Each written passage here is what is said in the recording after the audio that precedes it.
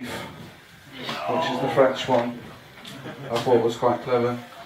Yeah, so my mum, she named me after a character from the little-known science fiction film released in 1977. Any ideas, anyone? Just that. Yeah. I chartered the fishing vessel out of Ilfracombe and travelled out through the Bristol Channel out into the Atlantic Ocean, put my tackle into the water and then cast off the rod. Yeah, that's not the joke, that's just the funnier side.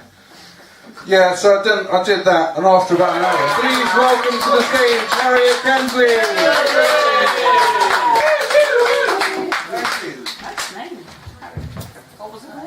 Oh, hello everyone. Hello. It's quite ominous to be whispered carelessly. It's nice. Hello everyone. Hi. It's nice to be here. Hi. Hello. Before I start, I just always think that I should warn the venue about my allergies. I'm allergic to nuts and cats and horses and dogs and raw fruit and raw vegetables.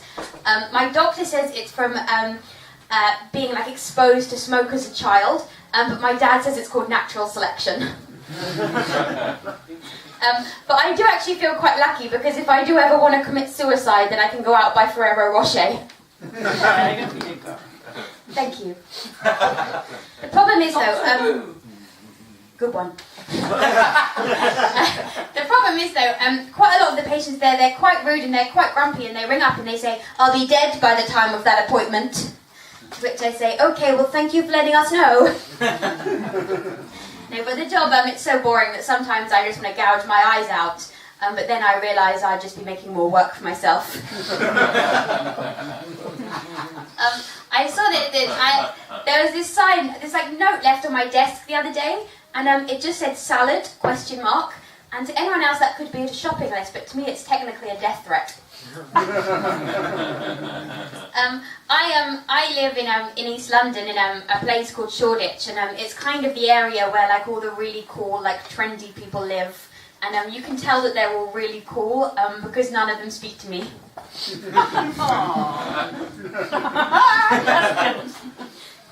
It's nice. I did like that one. Thank you. It's nice to have a little bit of feedback every now and again. A bit of a boost. Oh, but now I'm gonna want it after everyone.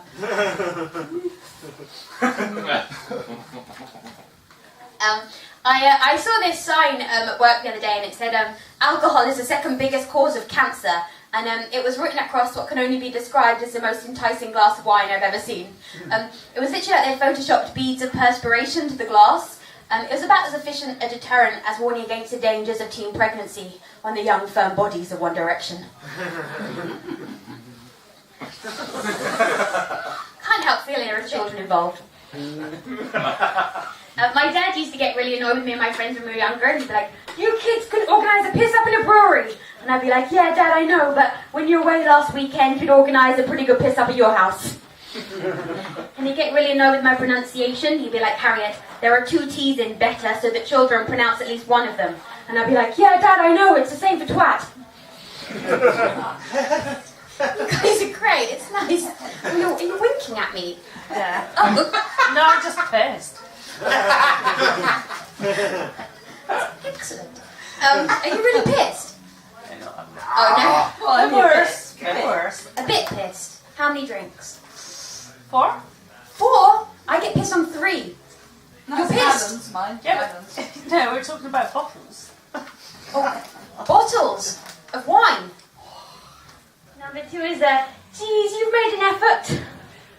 Has no one ever taken you to Nando's before? As I waltz in my ball gown. It's just how I imagined. Number 3 is, are you wearing a rape alarm?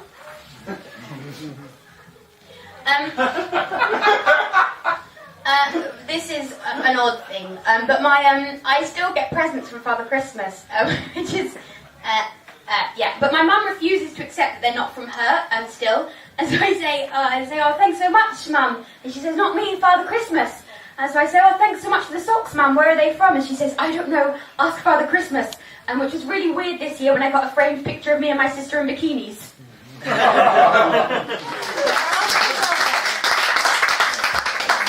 Give it up again for Harriot, everyone! Yay! I'm trying to be famous. And it doesn't really work. I've tried on a number of occasions to sort of launch some sort of, career in the media, on the reality TV programmes. I applied to MasterChef, didn't get on that. Tried to get on The Apprentice, didn't get on that. Big Brother, didn't get on that. So it's a real shame. What I've started doing recently, I've started hoarding. Because I've noticed there's a lot of like BBC and Channel 4 documentaries about people whose house is just full of stuff. So I've started hoarding in the attempt that maybe one day I can get a camera crew round and maybe have it up to sort of 45 minutes on the television. So I think that could be really cool. But the problem is I share a house with 3 other friends. So I've just ended up with a messy bedroom, which is a shame. For this evening, it's Gareth! Yay! Restored. Welcome, welcome, one and all. Very nice to see you all. So this was where you all come when the library's shut. Nice to see you. Particularly, it's like the sort of the collective experience I'm enjoying here. That's what I find particularly pleasing. Apart from, the odd exception here or there. How you doing, sir? You good? You well? Depending on what you say. Yeah. I'll apologise in advance here. If anything I say is A, vulgar, B, offensive, or possibly even C, both vulgar and offensive. You see, it's how the mood takes me. I never know. Does the mood take you? Does the mood take you? Yeah. Are you in the mood? Oh yeah, come on. Got you in the mood? Yeah. Are you in the mood? Yeah. I bet you are. I bet it does. I bet you do, don't you? The faces.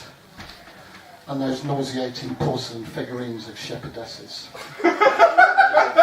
Probably late Georgian. Possibly Staffordshire. Yeah. Watch out for that. Let me tell you a little bit about this place. What have we here? This is this. This is the stage upon which we, mere players of this unholy assembly, do strut and sport. To dull the blade of cruel time's cruel hand, whose precious grains slip through our fingers, as doth the waking hours of our existence. But I just like to end on a high, so... Hi!